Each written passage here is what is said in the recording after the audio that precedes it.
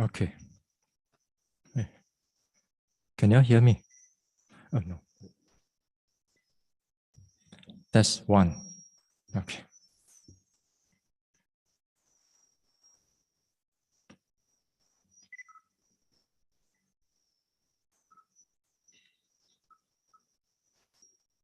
You put inside, press another time.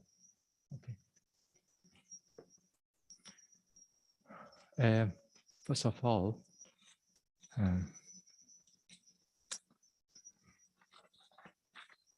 you have this one, asking for forgiveness. Then what we'll do is that we'll start with the asking for forgiveness. Then we'll do the 3 refuges and the 8 precepts.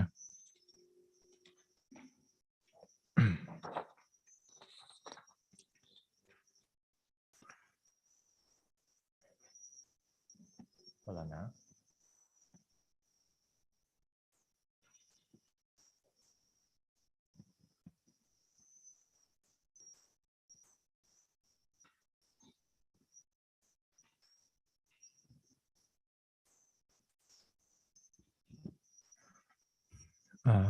Kayang, you have to switch off the, hold on, I'm speaking to them. You have to switch off the, what do you call that? The sharing of the screen.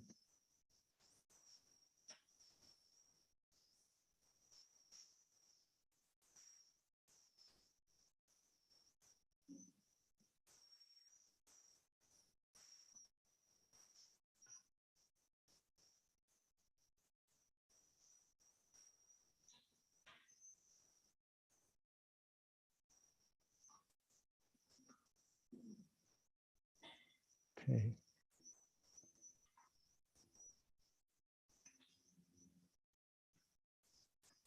All right. What's this spotlight?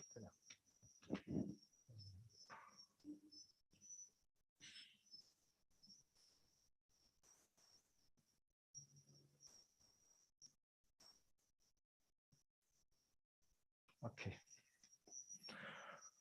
All right.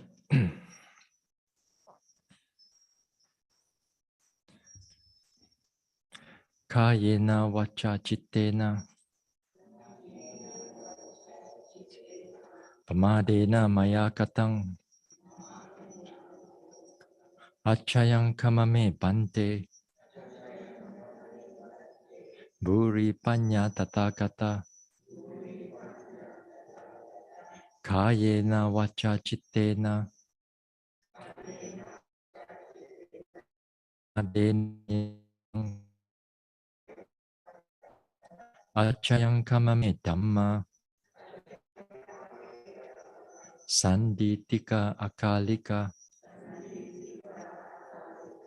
kayena vacha chittena pamadena maya katang achayang kamame sangha.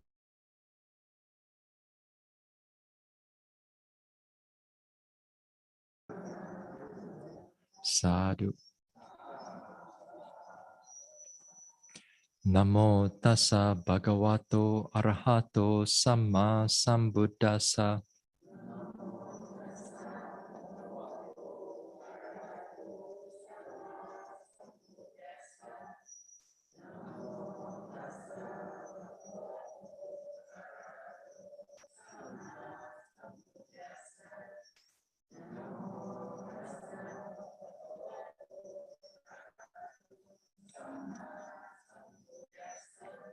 Buddhang saranang gacchami.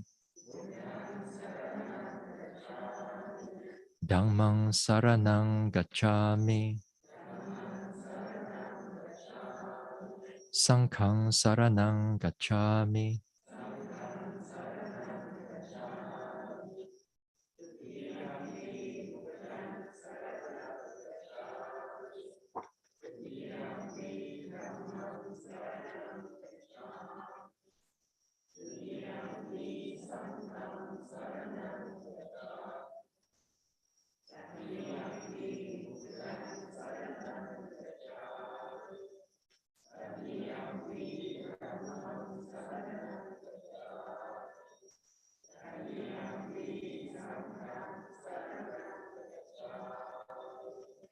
Tisarana gamanang paripunang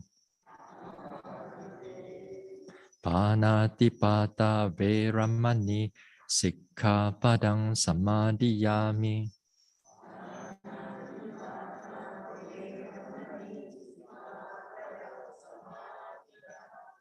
Atina dana veramani Sikkhapadang samadhiyami.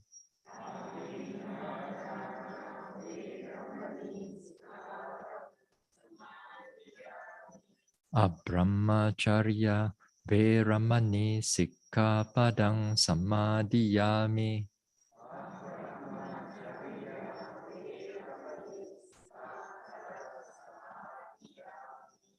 Musavada veramani Sikkhapadang samadhiyami.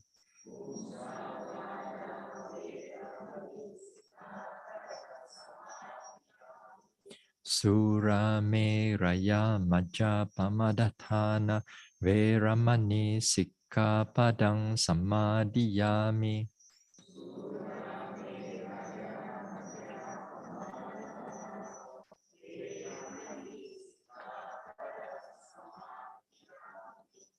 Vikala bhojana veramani Sikkhapadang samadhiyami.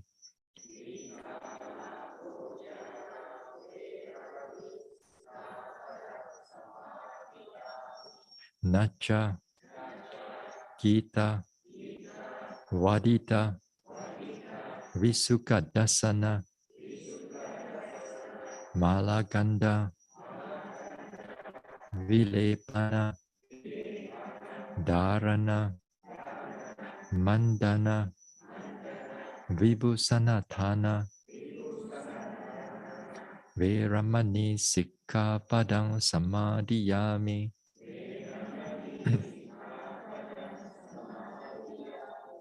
Uchasayana Mahasayana Veramani Sikkhapadang samadhiyami.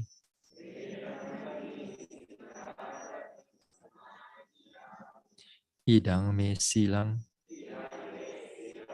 Magapala nyanasa Pachayo Hotu Appamadena Sampadeta.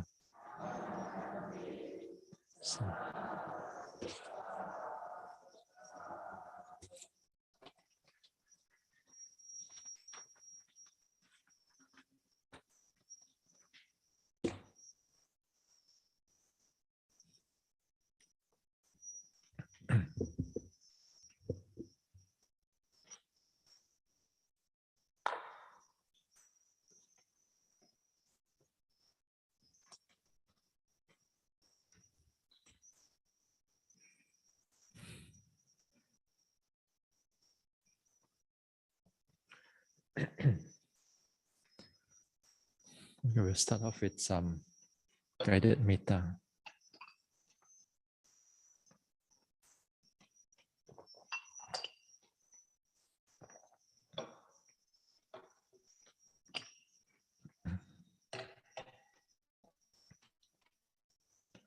Right.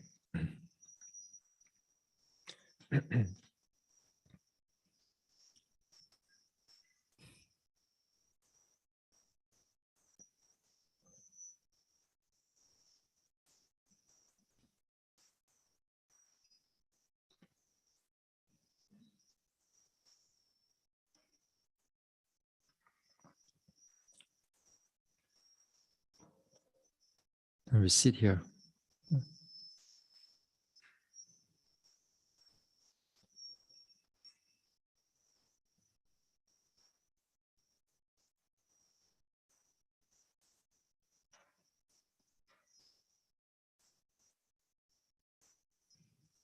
We sit here, we relax the body. Put all the Vipassana objects aside.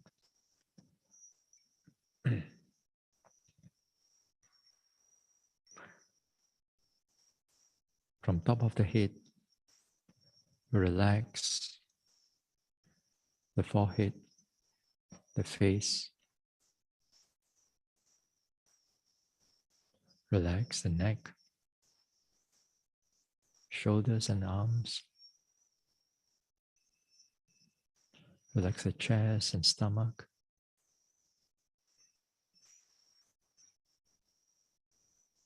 Relax the buttock, thighs.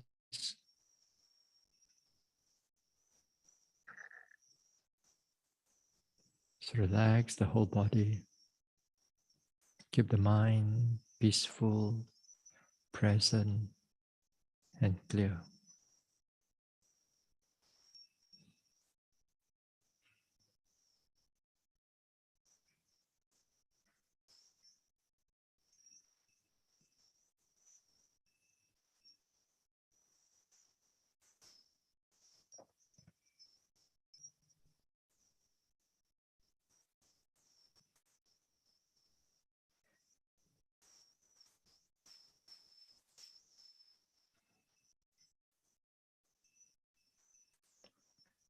May I be free.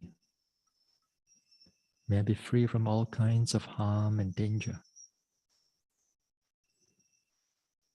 Free from all mental suffering.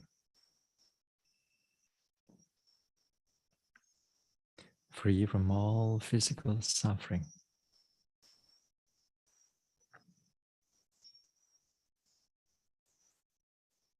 May I be peaceful. May I be well. May I truly be happy. May I be free from all kinds of harm and danger. Free from all mental suffering. Free from all physical suffering.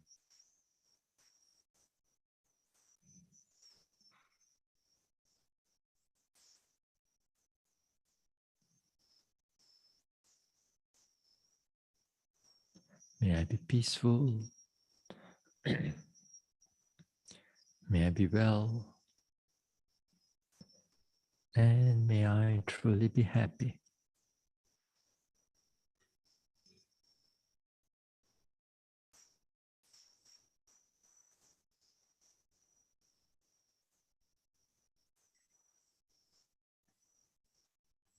Now let us expand the metta to all the beings around here, seen or unseen.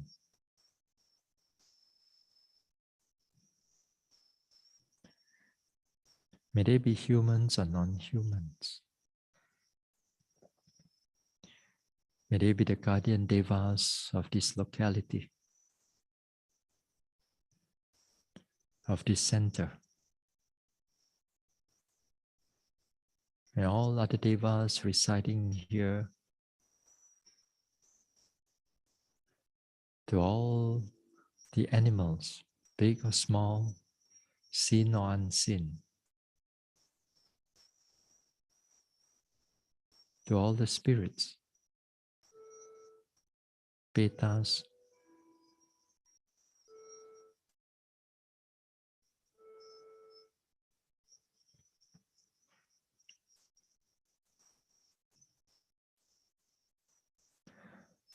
may all of us here be free from all kinds of harm and danger, free from all mental suffering, free from all physical suffering.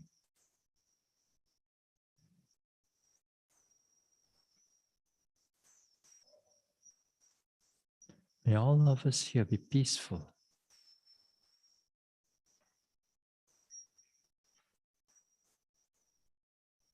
May all beings be well. May all beings truly be happy.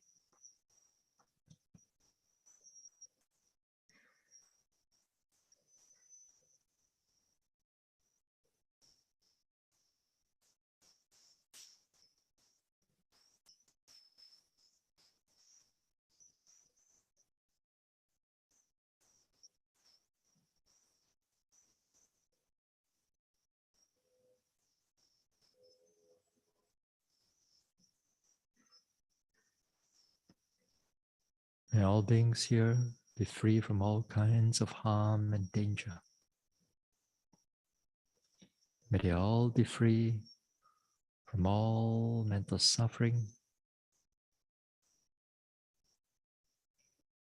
free from all physical suffering,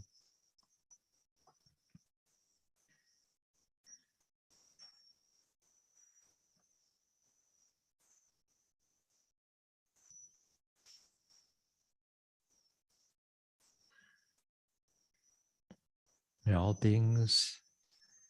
beings here, may they be well, may they be peaceful, may all beings truly be happy.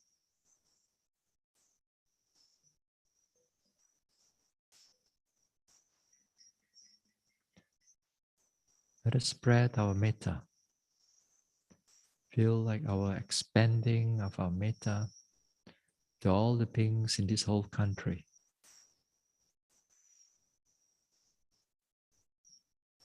All beings, humans or non-humans, devas, spirits,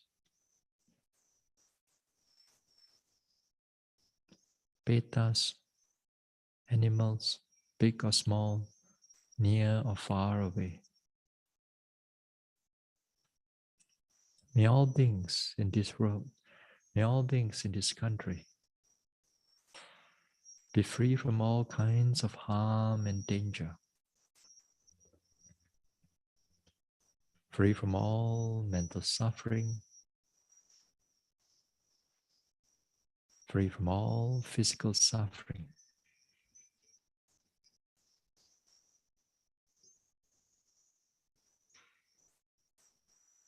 May all beings here in this country, may they all have peace in their heart.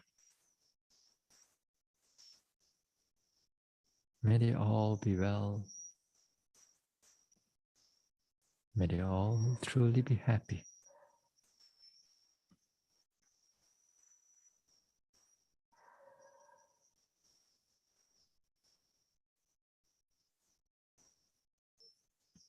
May all beings in this whole country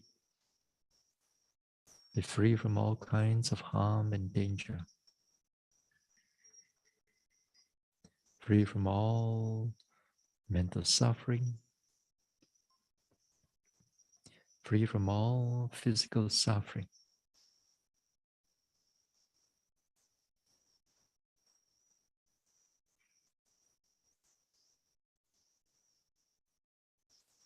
May they all be well.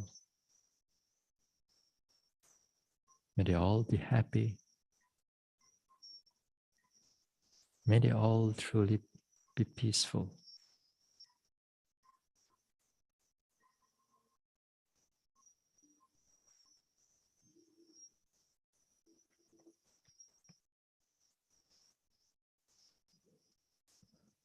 Let us expand it to all beings in this whole wide world.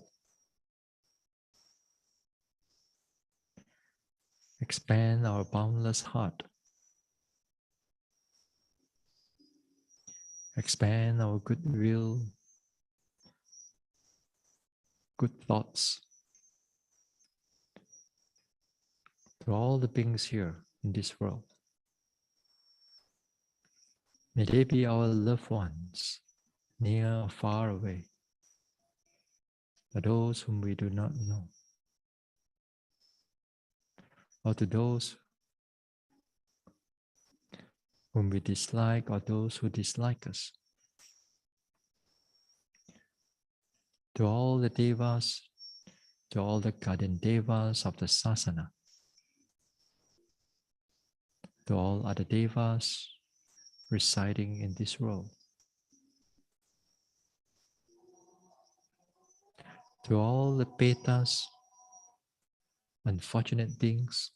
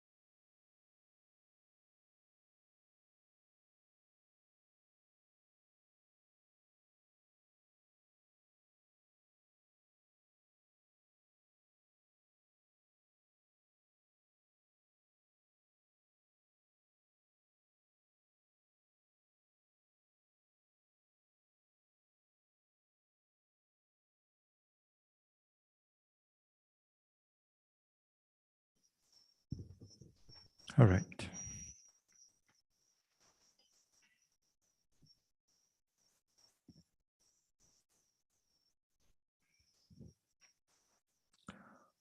Okay. Good.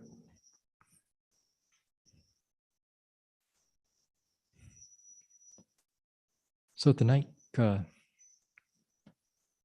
it's quite a simple talk. We'll talk about the. We want to talk about.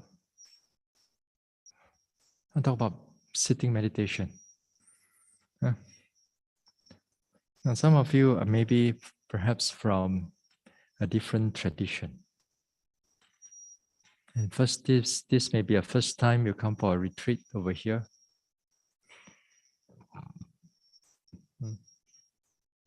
And because of that, the technique, the method may be very different. Okay? So it would be good that whatever technique, whatever method that you have gained from the other meditation, my request is that you put those things aside. And you put those things aside and you have to follow what I say over here. I mean, it's fair, yeah?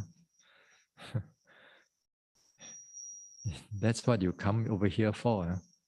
Some people go to some teacher's retreat, and then they want to do their thing on their own. So it's quite bad. Yeah. Indirectly, you show a very disrespect to the teacher. And sometimes devotees they don't see that. But nevertheless, since we are here,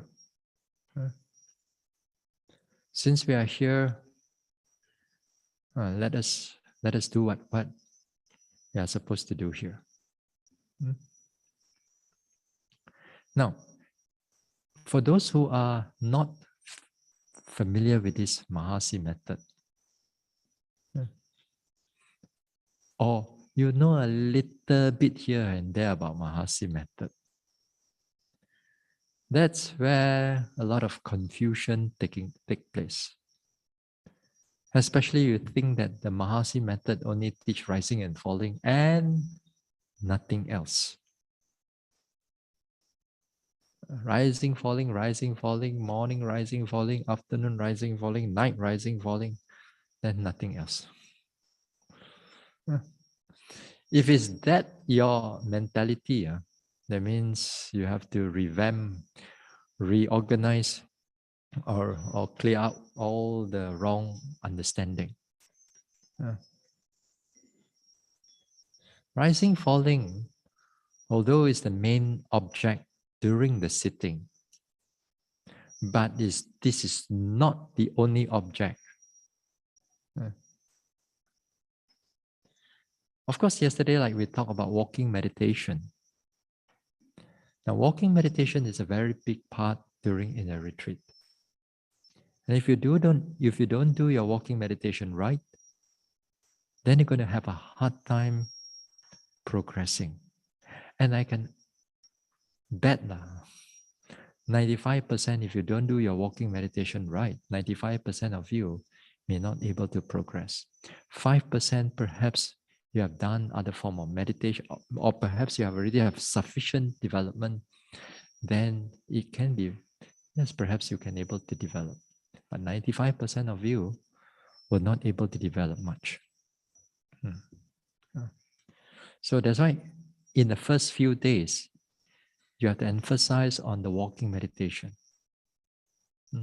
Do your walking meditation right. Sometimes you may take a little bit more time in your doing that walking meditation.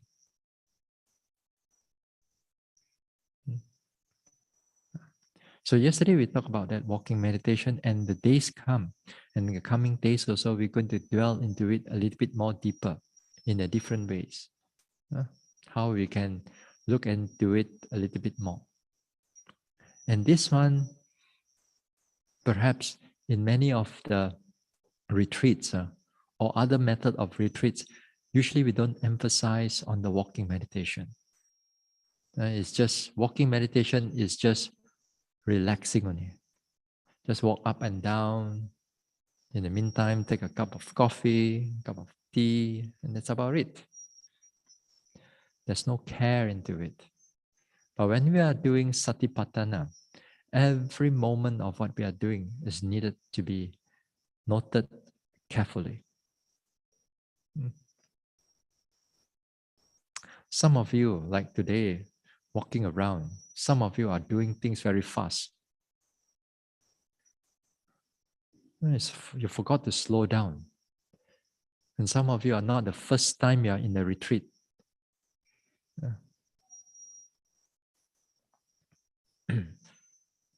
So, this is something that I have to remind you all. First few days, if I don't start to hold everything together, yogi will start to do whatever they want. Yeah.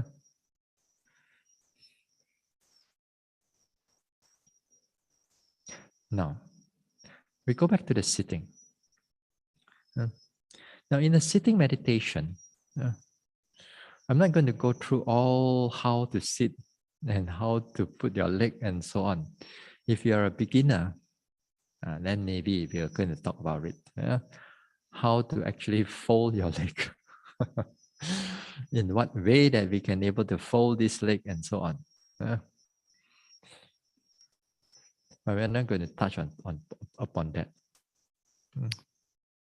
Now, what we're going to touch here is that on your object of your meditation, on the sitting meditation. In the sitting meditation, there are multiple of objects. Again, just like yesterday, we talked about the sitting, there are primary and secondary objects. Primary here is been the main object, which is the rising and falling of the abdomen. Just like yesterday, we talked about the primary object of the walking is the lifting, pushing, dropping. Right step, left step. Lifting, dropping, the two phase. So these are your primary objects for your walking meditation. So there are secondary objects in the walking meditation, which is in the upper part of the body, above the ankle perhaps, the thighs, the knees, the what else? So many things. A lot of movement is going on.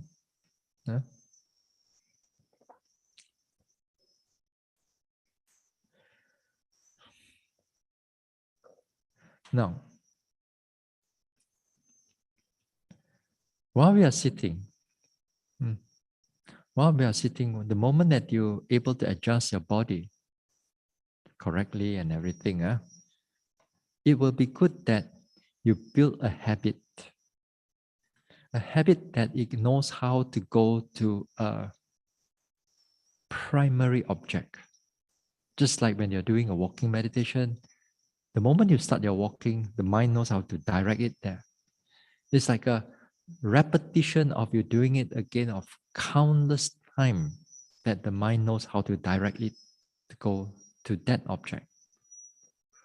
During the sitting meditation, also the same thing. We cultivate that habit of to pull the mind again and again to that rising and falling. You may not think that it is important here.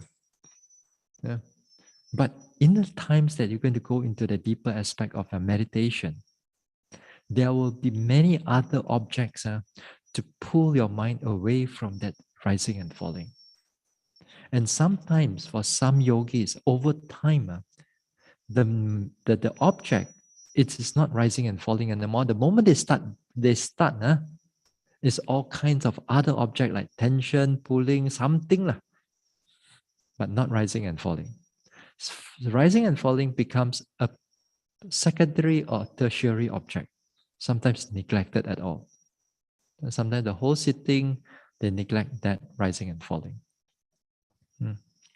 Now, of course, rising and falling is not the main, I'm sorry, not the only object. Yeah. But nowadays, the way I look at it is that this rising and falling actually it benefits a lot of yogis if only they do it right. All this time and nowadays people like to compare. Nah, look, Buddha didn't teach. You see, Buddha only teach anapanasati only. You see, Buddha teach this, Buddha teach that. A lot of all this comparison, they know how to throw all the sutta at you. But I forget that human beings, the development of our morality or degrading of our morality over 2,500 years has changed how we pay attention to object of our meditation. Mm. But that one is a little bit more complicated. So when we start off with meditation, we need a clear object. We need a clear object. If the object is not clear to you, then your mindfulness is not going to come in. But the thing is that all the sitting objects is fate. If you have not done this meditation before, it's very blur. So a lot of you, if you start off with your meditation once upon a time ago, you notice that rising, falling pun tada. Where? When you take some time, then only you notice the rising and falling. Some people take 2 or 3 retreats before they notice the rising and falling. Why is that so? Because the objects in the body, sitting especially, they are quite refined. So therefore, you need a strong mind before you can able even to see the rising and falling. A clear mind. So how do you get a clear mind? How do you get a mindful mind? How do you get a sharp mind? That is through your walking meditation. So you develop that walking meditation, you build up the momentum, you build up that continuity of that mindfulness through the walking. As the walking picks up, then the sitting meditation will become more clearer to you. That is where the benefit of a retreat you're going to have. At home, if you have not done any form of retreat, you only do like daily practice, which is also very good, commendable, but your mindfulness is not going to go deep. Very hard for the mindfulness to go deep.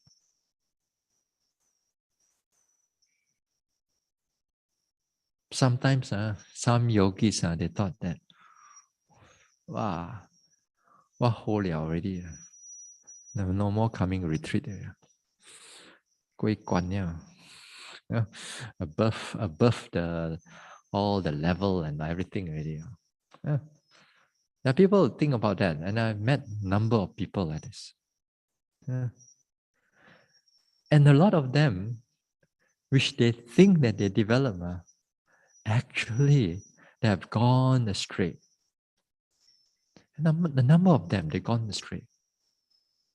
Over the past many years, I can see people who can sit there, 10 jam, 10 hours, 5 hours can sit.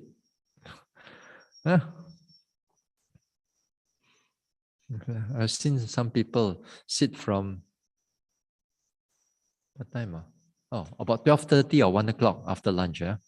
Sit until right up to 10 p.m. You heat up the seat, the towels also. The towels also, if they sit on the parquet floor, that parquet floor also become black because of their sweat. After you sit there for some time, again and again every day you do it, you see one spot there, the parquet floor, because of the reaction with the sweat. And a lot of times, I don't say that they're all bad, I say many of them that I've seen, they go astray. They go astray. Yeah. So it's the sitting meditation is not about how long that you can go.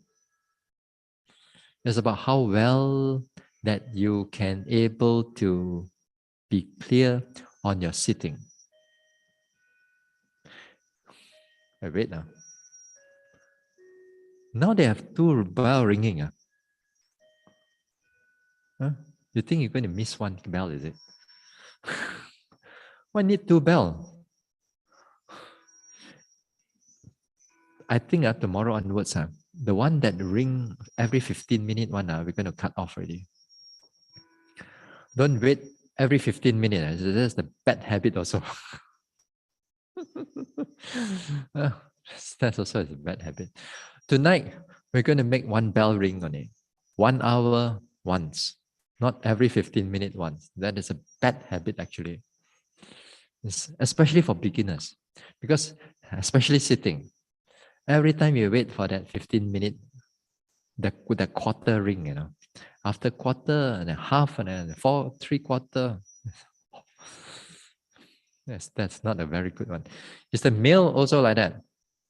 Meal hall also like that? 3/4 also. I'm gonna do something about it, huh? Just get ready, lah. We need to do something about it. I'm not very happy about that 15-minute clock. Anyway, let's come back to the sitting. Now we come back to the sitting here. As I said, it will be good that when you start off with this Satipatthana, it is good that when we start off, we begin with a good primary object, because that primary object, after some time, it builds a good habit. So therefore, every time you get ready, when you sit down, direct the mind to the rising and falling. Direct the mind to the rising. Try on it again and again. Cannot find it, put your hand there, put a cushion there. But don't force it. Don't force your breathing. Just breathe normally. Breathe in, breathe out normally, but your attention on the movement of the rising and falling.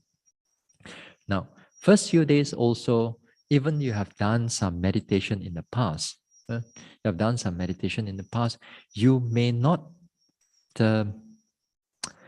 able to pick up on the rising and falling that clear. So therefore, it will be good that bring back that labeling. If you are new, if you think that you are still new, after they have gone a number of retreats, then bring back the labeling. Now, if you have done a number of retreats, then also you bring back the labeling. Just to start it off. Because once the test. Can you hear? Can you hear in the internet?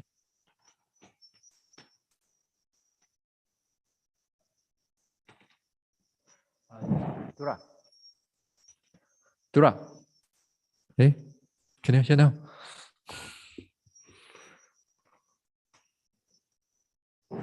All right. Okay. Now you direct the mind to the primary object, which is the rising and falling. Put the labeling there, rising as rising, falling as falling. Pay attention to it, see how it rises, see how it falls. Take note of it. Now, if you cannot find it, as I said, put your palms there, put your cushion there. Again and again, you direct the first object of your noting during the sitting to the rising and falling of the abdomen. Pay attention to it. Now, once you pay attention to it, for some of you, the objects will become more clearer because of your habitual in the past.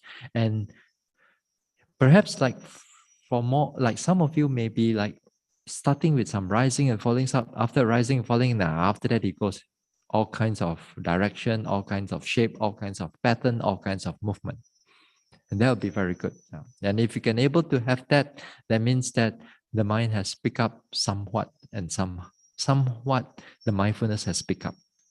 But the next thing is that whether you can able to sustain that noting on the rising of the movement on it or not. That is not a problem. If you are familiar with those things, then it's not a problem. The thing is that it's on the beginner. The beginner part is that when they notice the rising and falling, it's very quickly it drop off. Very quickly, oh, gone, disappear. Yeah? Disappear because again here, mindfulness has not gained sufficient amount of continuity and strength. Hasn't built up that strength. You can see a little bit, yes, but after a while, fade off. So when it fades off, when you find that the rising and falling is not clear after you try and take notice of it, it fades off, then this is the time to look for a secondary object. Now, secondary object here may be a number of things. It could be your sitting and touching. It could be your itchiness. It could be a heat of the day, of the, Hey, wait. I got to stop here. How's the fan?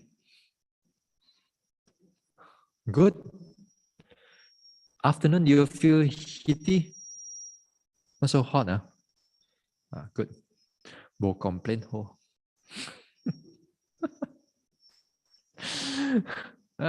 As long as the fan is working and all that, then fine. Yeah. Now, let's talk about the heat afterwards. Now, as I said, if you cannot find the primary object, then you'll have to look out for the secondary object because you cannot leave the mind empty or blank. Once it goes blank, if you're a beginner and as again for the first few days, it will go into sloth and torpor, drowsiness, sleepiness, or it will go into a lot of thinking and planning and so on. So you got to keep the mind. You got to keep the mind on objects. So here, sitting, touching is very useful. Yeah, sitting, touching. If you are not familiar with the sitting, touching, again here, sitting, touching is a skill just like rising and falling that you have to master them. If you don't master them, you don't master this sitting and touching, then next time when you need to use it, you do not know how to use it. There are many patterns or many ways how we can do sitting and touching. Different teachers perhaps also, they teach differently, sitting and touching. But the whole purpose is to make sure that your mind pays attention to something. It pays attention to something so that the mindfulness can grow when the rising falling is not there. So how? So here you have to develop in a way. You have to develop in a way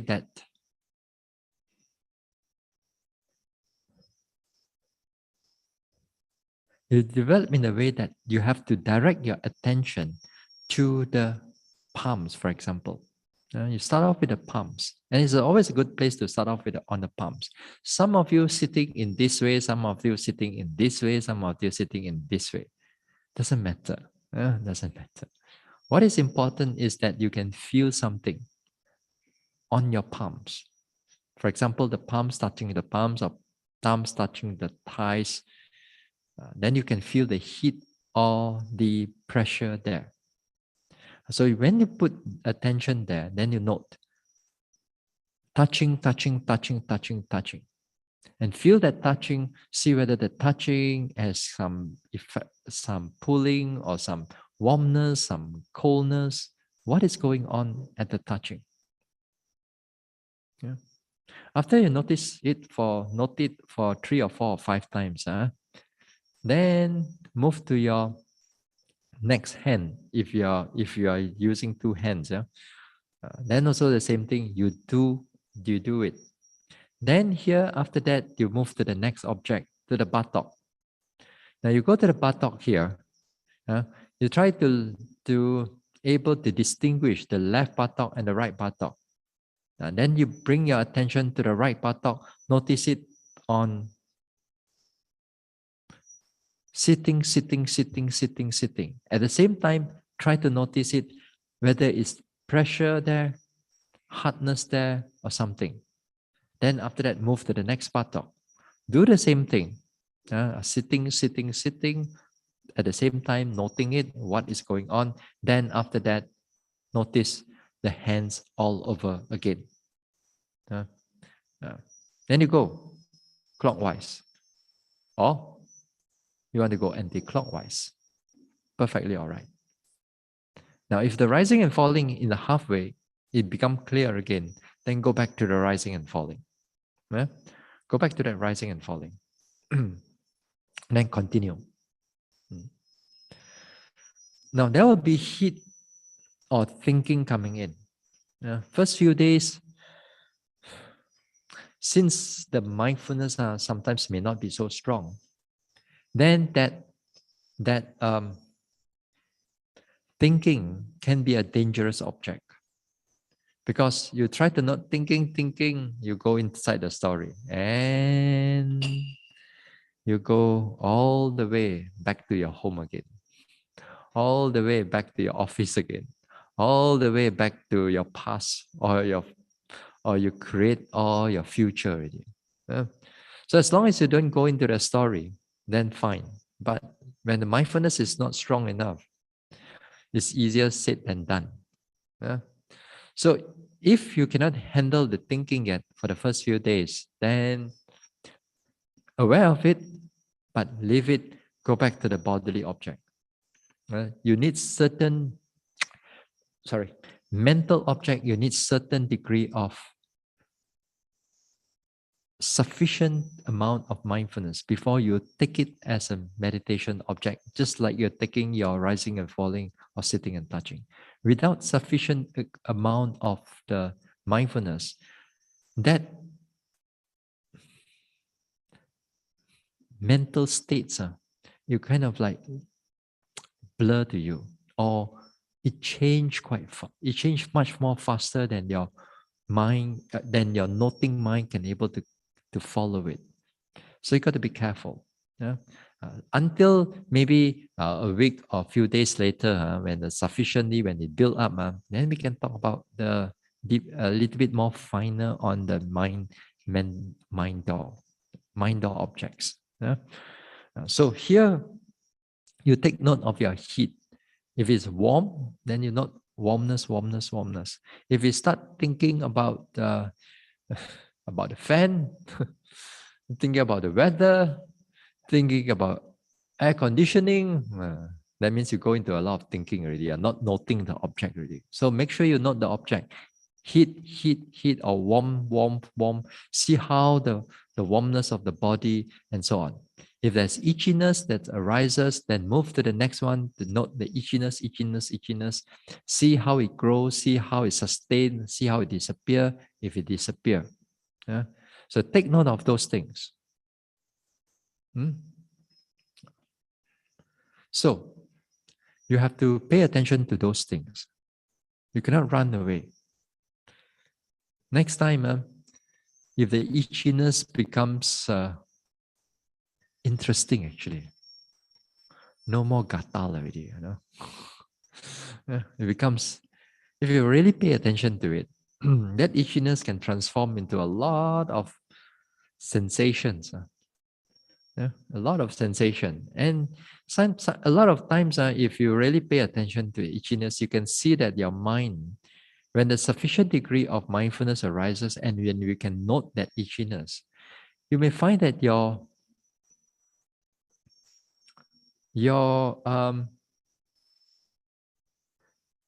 anger towards the itchiness is almost zero, or your aversion towards the itchiness is almost zero. We can able to withstand it. Or even sometimes the itchiness comes in, it's not the anger, it's the restless mind that comes together with it. It can see, don't know. We start thinking whether it's a mosquito or ants or whatever. Sometimes there's nothing. A lot of times when you meditate, you go and scratch there, scratch here. You thought there's something crawling on you. Nothing there. Crawl, then bite you. So Huh? Take note. All these small things, we have to take note. Vipassana is taking on all these small little things that you neglect when you're out there. Huh? When you're out there, when you neglect all these things, of course, we don't gain that mindfulness or clarity of mind. But here, every small little thing, you got to take note of it. Things that, as I said again, let me repeat, those things that you neglect outside, you have to be very careful when you are doing a retreat. All these things are aids or helpful to develop mindfulness. What else? Now, if the sitting after that, there may be some pain coming in. Now, if the pain coming in quite strongly, please go their attention to notice the pain. You have to pay attention to the pain. You got no choice. Pay attention to the pain, see how it builds up. See what happened to it.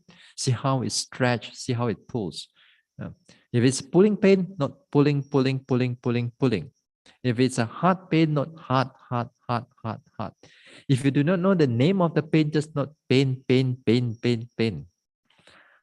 At the same time, while you are noting it, notice how the pain grow, how the pain sustain, or whether the pain disappear, or the pain grow even more. Usually it will grow even more, much more, until you cannot tahan, until you wait for the bell to ring.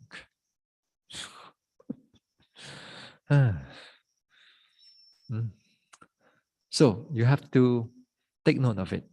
Take note of the pain and so on.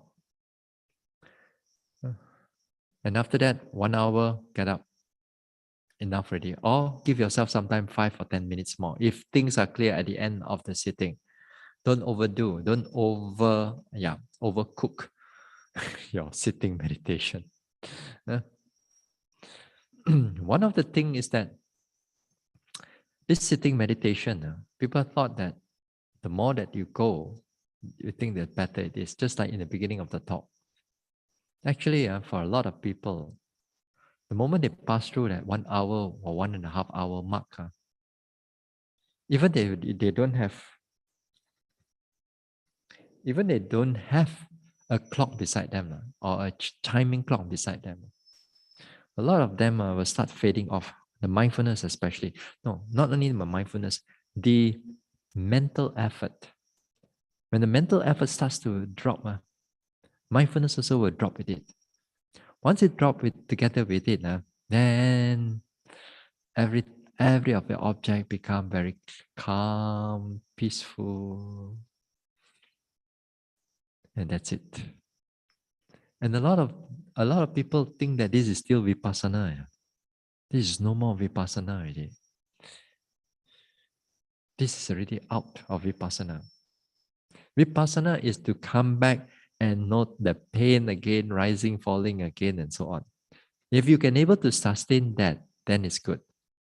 Yeah. But again, it's easier said than done because over the limit or over your limit, there are few things may happen also. Faculties become imbalanced. That's one thing. Faculties, this is one thing. Faculty become imbalanced is that mind becomes too energetic. Mindfulness is cannot able to control. Objects become very restless, or your mind become very restless. Or imbalance also, your mind becomes very soft. Energy is not enough. Therefore, the mindfulness also become very settled, nothing much. Then nothing. This is imbalance of your faculty. Yeah? This is the first thing. Now, the second thing is that some of you may develop physical pain. This one, This is not just meditation pain. This is physical pain. That means you get up, you have to rub you or whatever onto your buttock or your knee or whatever. We don't want you to go until there. But even sometimes 1 hour also you get it also. Not to say more than that. And some of us we do not know. We thought that we just have to just tahan only, and push and push and push. Then it will become a big problem. A big problem physically. Yeah. Yeah. Yeah. So don't try to listen. And since we are in the retreat here, again here, you follow the timetable. And I said 1 o'clock you all come in. 1 o'clock you're supposed to be here. Just now I was here. Kasi cho me kya, wait until 1 o'clock I said, how many yogis still haven't arrived yet? Yeah. Make sure you all come back by, first day, more or less the first 24 hours of your meditation. So make sure you come up by 1. Come up by 1. And this is important. This is not the retreat schedule we put up here. It's not you suka, you think that 1:30 you can come up. Suka, you can do this, suka, you can do that. Unless you are sick, unless you have permission, unless it is emergency, that is a thing. But you have to come up on time.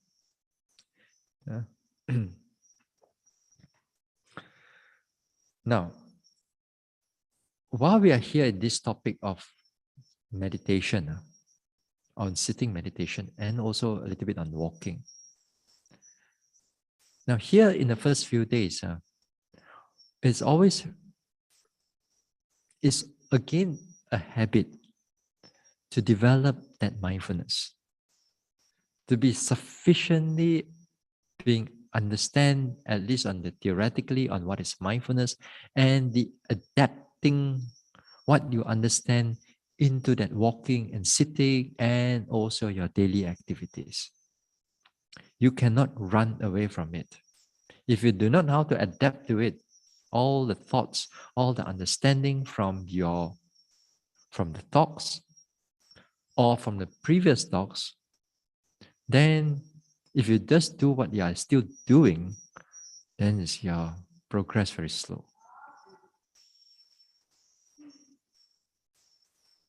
Dura. Sorry. What are you doing? Okay. Now, the mindfulness aspect of it is that you have to be clear about what you are doing and how to develop them when you are at the 0 level. Or when you have another thing is that when you have, let's say, 20% level or 30% level, you have already gained some momentum on that mindfulness. Now is that how you're going to optimize it? Optimize it to that level, on the higher level, and how to sustain them. And sometimes you must know how to relax them a little bit in order to maintain certain state of mind. And that also is all trial and error or skills or mastery onto it. Some of you may listen to some of my talks online, not here. We talk about the 18 principle insight. That time we talk about the resultant of the meditation. If you have sufficient amount of mindfulness and clarity and concentration, then you will see anicca, dukkha, anatta, and so on. All all these things are resultant because that mindfulness you know how to develop. A lot of times, yogis, they are more interested in the resultant of it. Wow, what be anicca, la, dukkha, anatta, and all that thing. But how to walk? 不知道. How to sit? Also 不知道. But I want this, I want that, this and that. Yeah. So no point. No point for us to go and think about it, the resultant too much. The moment you have that cause of developing that mindfulness, everything when your level, when you reach to a better level, that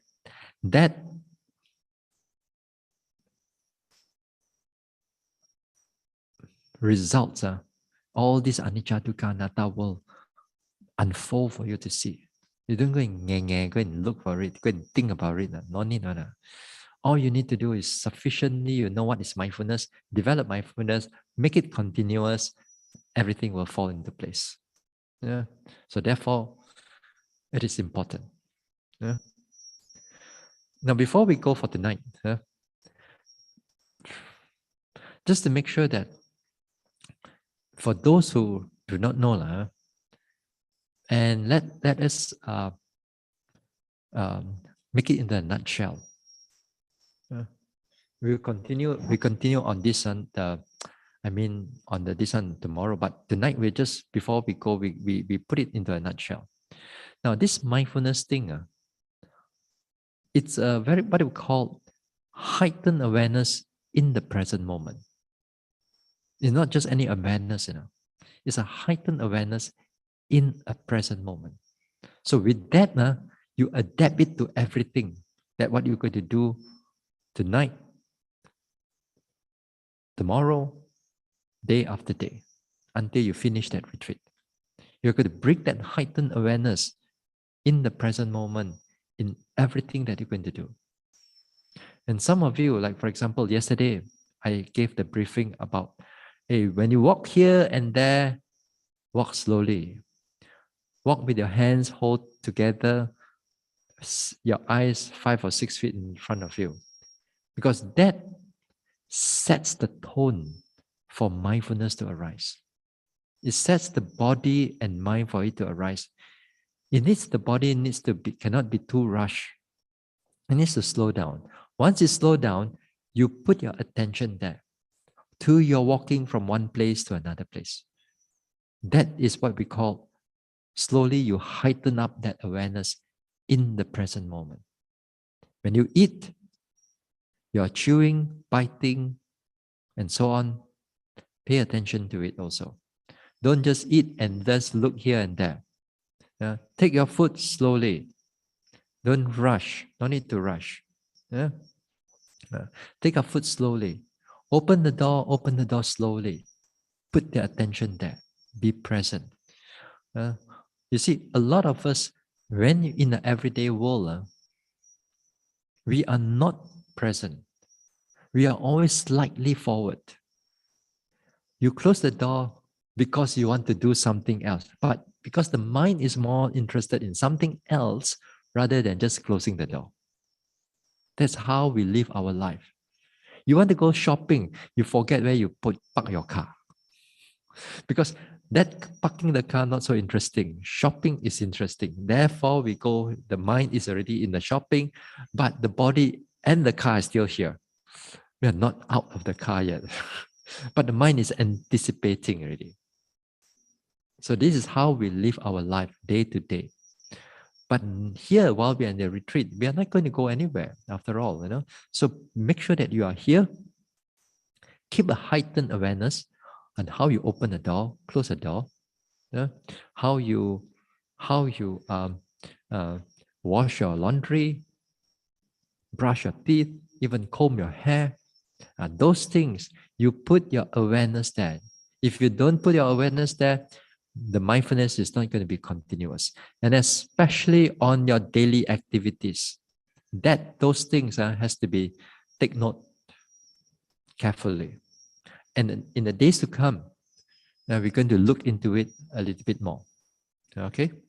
We're going to look into this mindfulness a little bit more. So make sure that For those of you who have not been to my retreat here, yeah, so make sure that you start paying attention to whatever that you are doing. So those already have done it. This is not the first time you listen to this talk, but it takes a lot of knock to go into the head.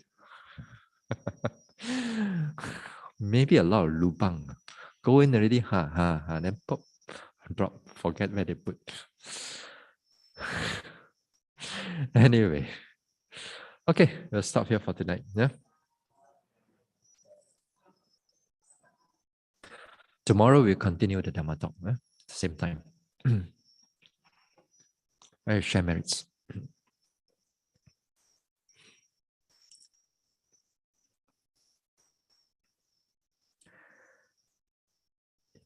Idang me bhavanang nibbanasa pachayo hotu. May my mental cultivation be a condition for the realization of nibbana. Imang no punya bhagang sabba sattanang dema. We share these merits with our departed ones, with all beings and all the devas. Sabbe satta sukhi hontu anumodantu. May all beings be happy. May they rejoice in these merits. Sadhu.